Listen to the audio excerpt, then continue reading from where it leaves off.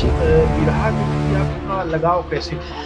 अखिया है प्यासी प्यासी मनवा माँ पूरन मासी अबही ना अइले हमरे सजना। रामदेव जी का बिरहा आपने खूब सुना। स्वर्गंध स्वर से सिमटता है संसार सागर समर्पित जहाँ साधना है। ये जो भीखा नरेश अखाड़ा है, ये अखाड़ा कहाँ छिपा था? कुछ तो गरीबी के कारण ये लोग अपना रिकॉर्ड नहीं दे पाए। बिरहा का इतिहास भी लिखा नहीं है। उसको कैसे संजोया जाए, कैसे क्या आप क्या प्रयास करें?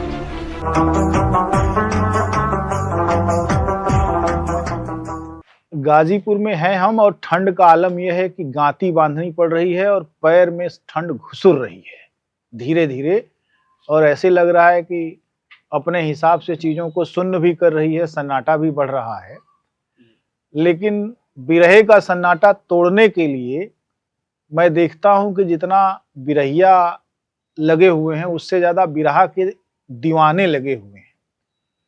बिरहा के दीवाने बहुत सारे लोगों को सुनकर पैदा होते हैं, अपनी पसंद नापसंद को बहुत अच्छी तरह अभिव्यक्त करके ही बिरहा के शौकीन पैदा होते हैं और बिरहा के दीवाने बनते हैं। ऐसे ही एक दीवाने मुकेश यादव के घर हम बैठे हुए हैं। मुकेश यादव एक बहुत ही उत्साही और समझदार व्यक्ति हैं, जिन्होंने मुझे बताया कि भीमापार इलाके में एक अखाड़ा हुआ करता है भीखा नरेश का, और जब मैंने यह नाम सुना तो मुझे लगा कि शायद ये भुड़गुड़ा मठ से जुड़ा हुआ कोई जोगी वगैरह होगा, लेकिन बाद में पता चला नहीं, ये गृहस्थ आश्रम में रचे बसे किसान भीखा राजभर के द्वारा स्थापित अखाड़ा है। और उस अखाड़े ने सैकड़ों गायकों को और कवियों को पैदा किया। लोग दूर दूर तक गाए, लेकिन इस अखाड़े के बारे में सूचनाएं अधिक नहीं थीं। आज मुकेश भाई के सौजन्य से हम इस अखाड़े के बारे में बहुत कुछ जान गए और इस अखाड़े से जुड़े हुए तमाम सारे गायकों और कवियों से भी हम परिचित हुए, जिसमें रमेश गोंड हमारे सामने आए।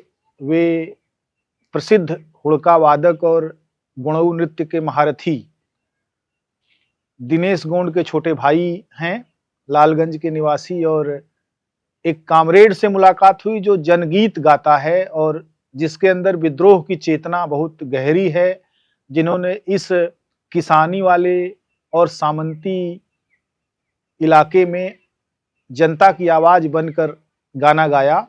और आज भी उनमें बहुत कुछ है, गाने की ललक है।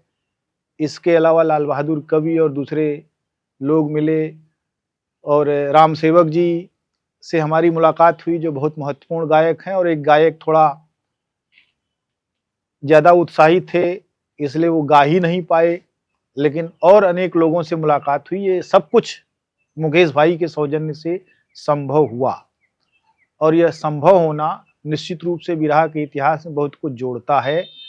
हम उनसे यह जानना चाहेंगे कि कैसे उनको इस तरह की ललक लगी, क्योंकि मुकेश भाई पेशेवर गायक नहीं हैं, वे गृहस्थ आदमी हैं, बनारस में नौकरी करते हैं, अपने बच्चों को लिखा पढ़ा रहे हैं और तमाम सारी चीज़ें हैं उनमें। उनका बहुत सुंदर घर है, उनके घर के बहुत सारे अच्छे लोग हैं जो हम लोगों के खाने पीने का सारा इंतजाम बहुत उत्साह से उन्होंने किया। मेरे साथ जितने लोग यहाँ थे सब लोगों ने भोजन किया, और इस तरीके से हमने देखा कि बिरहा का एक दीवाना जब बिरहा के लिए कुछ करता है तो आगे बढ़कर करता है।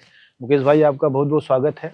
बहुत बहुत धन्यवाद बड़े भाई श्री राम जी यादव, आप जो अपने पावन चरण को हमारे इस मातृभूमि पर, जन्मभूमि पर रख करके हम लोगों को तरनतार कर दिया और दर्शन दे करके हम समझते हैं कि हमारा सपरिवार, यह ग्राम और यह हमारा ब्लॉक, हमारी ग्राम पंचायत और जनपद,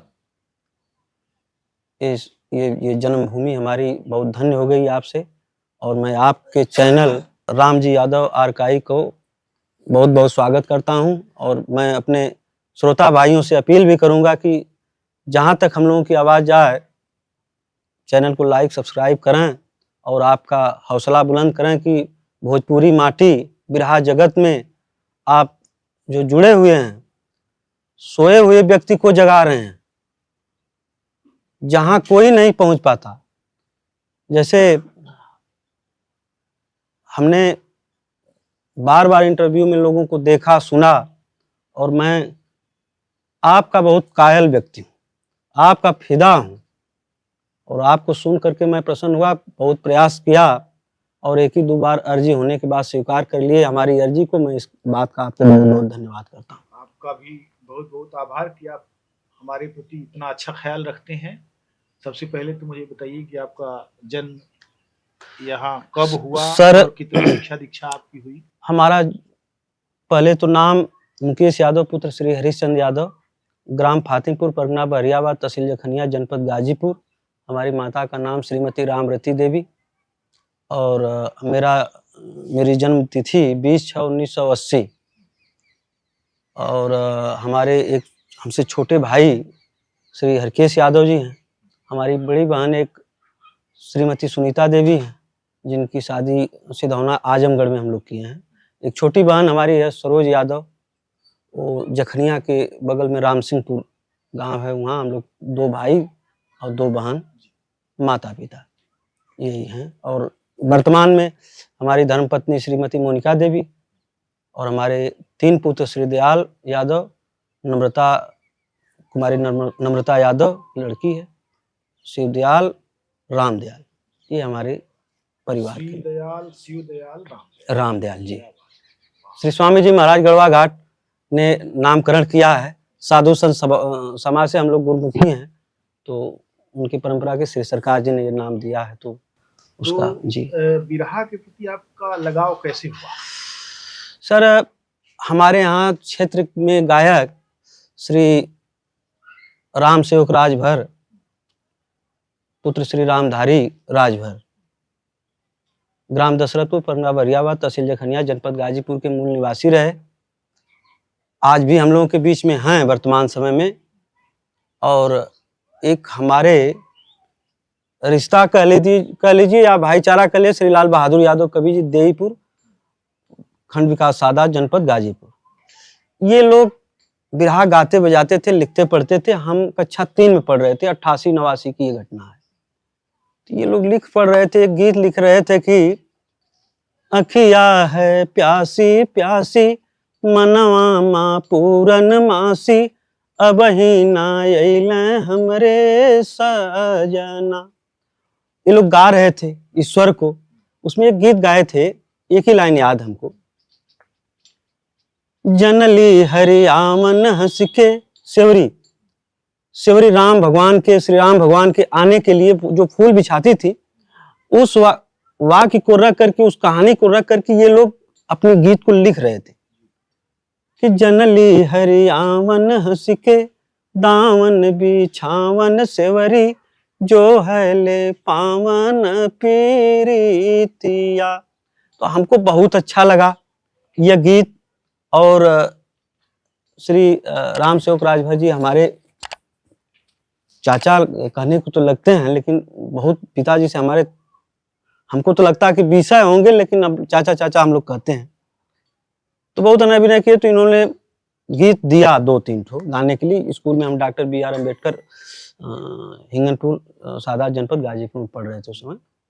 तो गाना बजाना हुआ। अखाड़े की हमको कोई जानकारी उस समय तक नहीं थी। सुर तो आपका बहुत अच्छा है।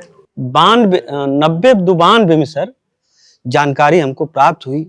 तो मैं श्री विजयलाल यादव जी, राम जन्म जाबाज, बाबा रामदेव यादव, बाबा शब्द हम इसलिए कहता हूँ कि रामदेव जी 4 साल उपदेश लेकर गढ़वा घाट श्री स्वामी जी महाराज के यहाँ अपने अंतिम सांस को लिए। स्वामी जी महाराज उनको 2 गज वस्त्र दे करके उनका नामकरण कर दिया, बिरहा सम्राट रामदेव यादव को। उन्होंने रघुवर दर्शनानंद जी महाराज के नाम से संबोधित किया, मतलब नाम दिए, 10 मिनट में अपने शरीर छोड़ दिए। इसलिए उनको संत जी बोले, रघुवर दर्शनानंद जी ने अपना नाम लिया और चले गए। हाँ, स्वामी जी ने उनका नाम दिया, कहे सरकार कि रामदेव जी कहे कि स्वामी जी हमको 1 गज वस्त्र दे करके हमारी मुक्ति बना दीजिए। तो उन्होंने रघुवर दर्शनानंद जी नाम रखा, उनको जो लाल वस्त्र होता है, साधु का ड्रेस होता है, वो दिए और 10 मिनट में उसने वहीं दंडोत किए और अपना यह सांस एक तोड़ नई दी। जानकारी है, लोगों के पास इस तरह की जानकारी जी आमतौर पर नहीं है। जी, बहरहाल रामदेव जी का बिरहा आपने खूब सुना। बहुत सुना सर। कौन कौन सा बिरहा उनका आपको बहुत अच्छा लगा?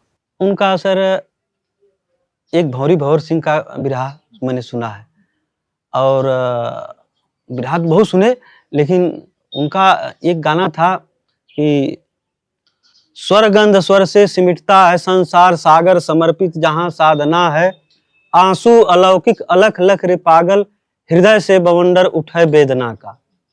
उन्होंने श्री चंद्रिका स्वर्गीय चंद्रिका कवि जी लिखे थे, उनको उन्होंने गाया, मैंने इसको भी सुना हूँ और उनकी भजन हमको सर बहुत पसंद है। अच्छा, हाँ, स्वामी जी की भजन, क्योंकि हम भजनानंदी व्यक्ति हैं, उनकी भजन हमको बहुत पसंद है। वो भजन गा सकते हैं? 1-2 लाइन। हाँ।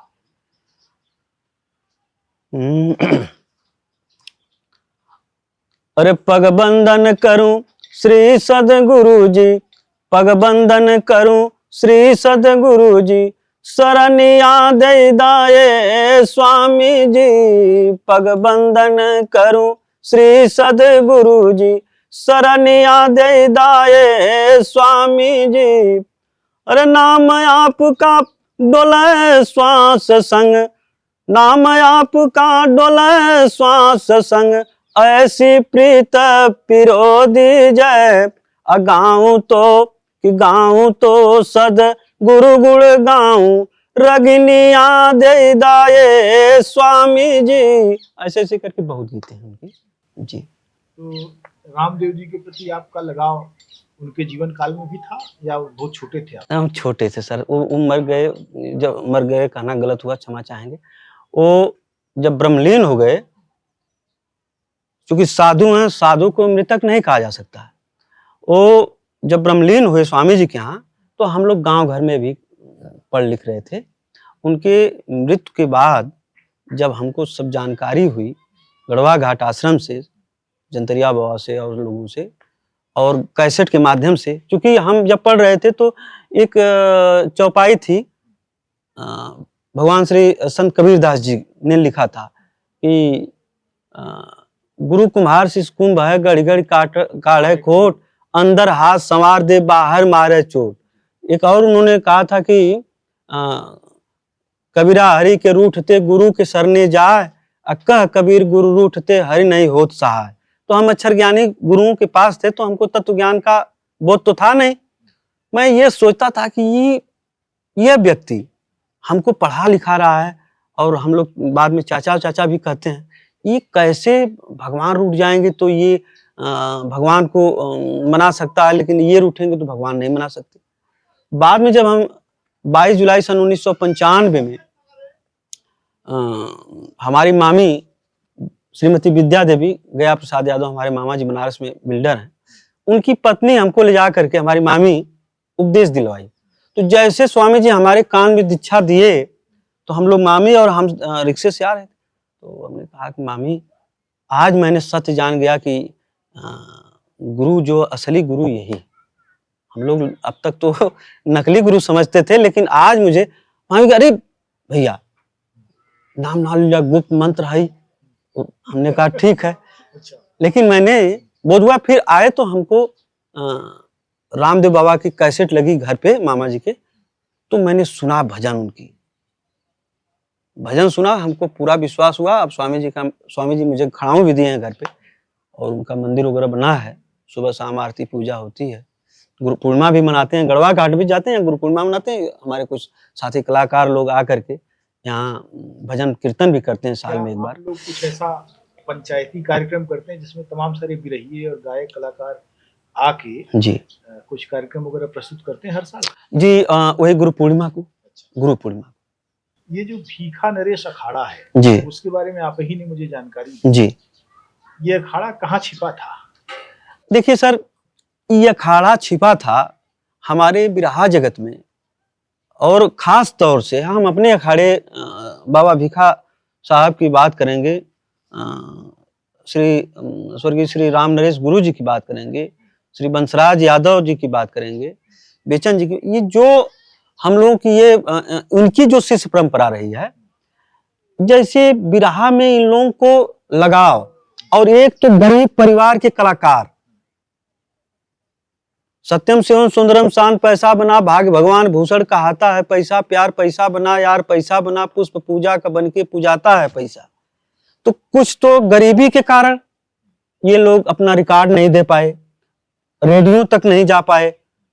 हर जगह अभी हमारे साथी गुरु भाई ने बताए हैं कि बिना रिश्वत का काम नहीं होता है।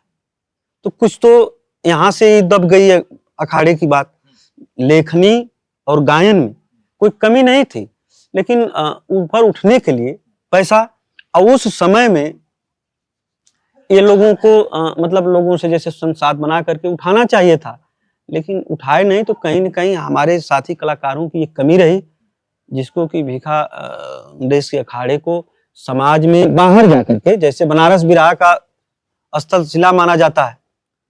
भारत में हर जगह जहाँ भोजपुरी है वहाँ बिरहा है, लेकिन बनारस एक सीमा का परिहार क्षेत्र है।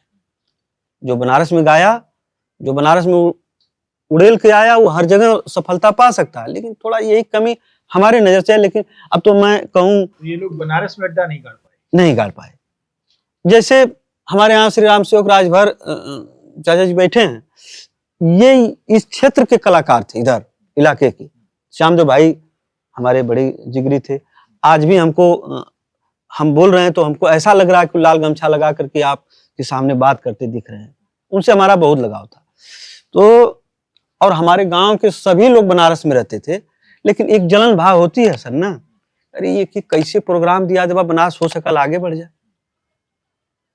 जैसे हम लोग इंटरव्यू ले रहे हैं, दे रहे हैं, लेकिन कुछ लोगों को ऐसी बात की इस बात की तकलीफ भी हो सकती है, क्योंकि यादव परिवार से हम और कमजोर लोग हैं कि भाई अरे क्या हो रहा है उनके यहाँ। तो ऐसे में करके इन लोगों को बनारस अगर गए होते और कुछ पैसा खर्चा करते तो कैसेट वगैरह होता, रेडियो में जाते और दूरदर्शन में जाते, तो नाम क्यों नहीं जाता।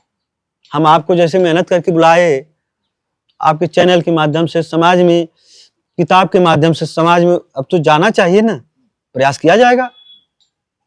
जो धन धर्म जाए लगा, प्रयास किया जाएगा कि भाई 4 लाइन के बारे में लिखा जाए, हमारे गुरु भाइयों के बारे में लिखा जाए, हमारे कवियों के बारे में। ऐसी बात है हमारे हिसाब से। लेकिन अब तो मर्मज्ञ हैं, ज्ञाता हैं, सब जानते हैं। आंधी के आगे बिना के बतास, दीना जलाई जहां सूर्य का प्रकाश। अब हम कितना बता सकते हैं। बहुत अच्छा, आपने बहुत अच्छा काम किया। और इस संदर्भ में मैं समझता हूँ आपका जो ये उत्साह है और जो आपकी भावना है जी, यह इस अखाड़े को जीवन दान देने के लिए एक महत्वपूर्ण चीज है। आपने अपना जो परिसर बनाया है जी, एक सुंदर सा मकान और साथ में छोटी सी बागवानी में देख रहा हूँ जी। आपका गांव हरा भरा पीला जी, सभी रंगों से, प्राकृतिक रंगों से भरा हुआ है इस समय जी। ये परिसर बनाया आपने और बहुत एक वृक्ष भी लगाया है आपने उधर।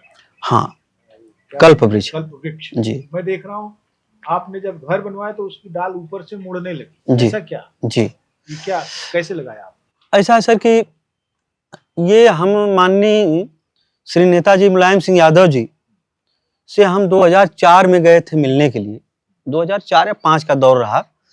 तो वहाँ एक हमारे साथी कह लीजिए, चाहे हमारे जीवन दाता, भौतिक सुख की, आध्यात्मिक सुख के जीवन दाता नहीं, भौतिक सुख के जीवन दाता श्रीमान माननीय श्री मनोज कुमार सर IAS साहब हमारे बनारस में 4.25 साल कमिश्नर रहे।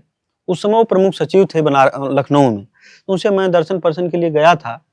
तो उन्होंने कहा कि मुकेश जी ऐसा है कि आप चले जाइए लखनऊ, घूम लीजिए, शाम को मुलाकात करते हैं। तो हमने नेताजी मुलायम सिंह यादव के घर चला गया मिलने के लिए। तो सब जब शाम को लौटे तो उन्होंने कहा कि कहाँ कहाँ घूमे हो? हमने कहा साहब नेताजी के यहाँ चले गए। कहा अरे यार वहाँ कल्प वृक्ष लगा था, देखे? हमने कहा सर देखा हूँ। उसकी मान्यता थी कि जो मन्नत मांगेगा, आज भी इस वृक्ष के यहाँ जो मन्नत मांगता है आदमी पूर्ण हो जाता है। आज भी हमारे यहाँ से भी कई लोग ऐसे जो इलेक्शन में अक्सर आदमी आते हैं तो यहाँ अपना पर्ची चढ़ा के जाते हैं, निश्चित रूप से जीतना है, 95% मान के चलिए आप। तो हमने वहाँ बताया तो साहब का एक बहुत मार्मिक वृक्ष है। हमने कहा साहब आप तो सबसे बड़े प्रदेश के मुख्यमंत्री के बाद आपका स्थान है, उसमें माननीय मायावती जी का शासन था, मायावती जी का। तो हमने कहा सर ये वृक्ष हो जाता, उन्होंने ही हमको लखनऊ से उपरा करके वृक्ष दी। और फिर श्री मनोज कुमार साहब, जिलाधिकारी चंद्रपाल सिंह और एसडीएम जखनिया और एक ब्रह्मानंद यति महाराज, ये हथियाराम मठ है यहीं बगल में, उनके परंपरा से जुड़े हुए संत थे। ये लोग आगे जी जी जी जी 10 अगस्त 2014 रक्षाबंधन के दिन इस वृक्ष का रोपण किया गया। तो ये वृक्ष और एक कल्प वृक्ष के साथ साथ एक रुद्राक्ष का वृक्ष भी लगाया गया था। तो सर इस तरह से तो इसका इतिहास रहा। ये शरीफ वृक्ष है, समुद्र मंथन से निकला, आप तो ज्ञानी हैं, सब जानते हैं। इससे बहुत रोगों का इलाज है। जो जितना जानता है उतना इनके बारे में समझता है। पूजा पाठ हम लोग अपना करते हैं, आध्यात्मिक आदमी है। हमारे यहाँ एक वृक्ष कल्प वृक्ष का इधर भी लगा है, गुरु पूर्णिमा को लगवाते हैं, और 2-3 वृक्ष उधर लगे हैं कल्प वृक्ष का जी। मुकेश भाई एक चीज बताइए, आपको मैंने देखा कि आप काफी मैंने आध्यात्मिक चेतना आप रखते हैं जी, और अपनी सारी योगक्षेम जो आपका है वो सब जी आप गढ़वा घाट की तरफ इंगित करते हैं जी। वहां से आपको गुरु मंत्र मिला जी। क्या लगाव है आपका, किस तरह का लगाव है? सर पहले तो कभी ज्ञानी सतपुरुष भजनानंदी सारे लोगों से मैंने सुना और समझा इसको कि जब व्यक्ति मानव जीवन में आता है, लक्ष्य 84 पार करने के बाद मानव शरीर पाता है, तो जब तक वह गुरुमुख नहीं हुआ, गुरु से मंत्र नहीं लिया, तब तक उसका जीवन पशु के समान, बिना सिंह पूंछ के पशु के समान हो जाता है। तो इस आशय से आप सभी लोगों का, ज्ञानियों का, विज्ञानियों का, सभी लोगों का सुन करके और समझ करके मैं परख करके भी जाना कि बिना कलयुग में बिना गुरु का आदमी की नैया बहुत से पार नहीं हो सकती। ऐसा लेख कवि के माध्यम से और पुराणों के माध्यम से मिला, सुनने को मिला। तो इसलिए हमने समझा कि श्री स्वामी जी महाराज गढ़वा घाट की ख्याति अच्छी है और परखदार संत हैं, तो इसलिए हमने उनके यहाँ जा करके गुरु मंत्र लिया और उस मंत्र से हमारा पूरा परिवार, नामकरण भी होता है, सारी व्यवस्था हम लोग उन्हीं के आज्ञा अनुसार करते हैं। और इस गुरु भिखा नरेश बंसराज के अखाड़े की जो भजन होती है श्री गढ़वा घाट दरबार स्वामी जी चैनल पर, बस मैं भजन गा करके गवा करके श्री विजयलाल यादव से भी 8-10 भजन गवाया हूँ, राम जन्म जाबाज से भी गवाया हूँ, शारदा भाई से भी गवाया हूँ, कविता यादव से भी गवाने की बात, श्री नंदलाल रवि जी से भी गाने बजाने की बात करता हूँ कि गाएं, और मैं खुद गाता हूँ। जैसे 1-2 शब्द मैं 1-2 लाइन भजन की आपको बता दे रहा हूँ गढ़वा घाट श्री स्वामी जी महाराज की। जैसे एक भजन मैंने अभी रिलीज नहीं किया हूँ, लेकिन करने वाला हूँ, पहली बार अभी आपके चैनल पे बोल रहा हूँ इसको। भजन की बोल है, अरे सतगुरु से प्रेम करा, ज्ञान वाली गेम करा, सतगुरु से प्रेम करा, ज्ञान वाली गेम करा, फिर ना मिली जीवन जग में इंसान के, बिना गुरु ज्ञान के ना, फिर ना मिली जीवन जग में इंसान के, बिना गुरु ज्ञान के ना, खाना पीना सोना काम पशु समाना, खाना पीना सोना काम पशु समाना, मुफ्त गवायो भायो होगा पछताना, मुफ्त गवायो भायो होगा पछताना। कितना मार्मिक ये बात श्री लाल बहादुर यादव कवि जी अपनी भजन में अपने कलम से इसको दर्शाए हैं। देखिए कि खाना पीना सोना काम पशु समाना, मुफ्त गवायो भायो होगा पछताना। कि कवन मोल होई हीरा गुणवान के, बिना गुरु ज्ञान के ना। कवन मोल होई हीरा गुणवान के, बिना गुरु ज्ञान के ना। बिरहा का इतिहास अभी लिखा नहीं गया। अच्छा। उस पे हम लोग बहुत काम कर रहे हैं कि इतिहास बने, जी। तमाम सारे लोगों के बारे में आंकड़ा हो, बिरहा कोश बने। जी। बिरहा के जो कीर्ति स्तंभ है उनके बारे में बेहतर लिखा जाए। जी। और इस तरीके से यह जो लोक में बिखरा हुआ सब अमूल्य जी तत्व है, जी, उसको संजोया जाए। जी। उसको कैसे संजोया जाए, कैसे, क्या आपको लगता है कि क्या प्रयास किया जाना चाहिए? जैसे सर, जो प्रयास आप करके जानकारी जुटा रहे हैं समाज में, कलाकारों के यहाँ, बिरहा श्रोताओं के यहाँ, सभी लोगों को आप टच करते हैं, जिनको आप जान गए कि नहीं इसी बिरहा का लगाव है या बिरहा क्षेत्र के बारे में ये जानकारी दे सकते हैं, कवियों के बारे में जानकारी दे सकते हैं, उनके यहाँ आप जा करके उनसे वाइवा इंटरव्यू वगैरह अपना लेते हैं। एक तो ये सबसे बड़ा महत्वपूर्ण कार्य है कि आपके माध्यम से ये जानकारी ये जुट रही है। दूसरी बात कि जैसे हम साथी कलाकार हैं, हम तो कलाकार नहीं कर सकते अपने आप को, लेकिन जो हमारे कलाकार हैं, कवि लोग हैं, जहाँ धन की जरूरत है धन की व्यवस्था करें, धर्म की जरूरत है धर्म की व्यवस्था करें, सहयोग करके उसको लिखा जा सकता है। कोई एक व्यक्ति विशेष की व्यवस्था नहीं है। आप अगर अकेले चाहें कि हम उसको पूरा कर लें तो मुश्किल है। हम चाहें कि हम अकेले यहाँ पर आपको बुला करके इंटरव्यू लेकर के हम अपने को, ये तो हमारे 10 भाई आए यहाँ, सभी लोगों का सहयोग मिला और आपका सबसे आभार है कि इतना समय दे करके हम लोगों के बीच में आपने समय दिया।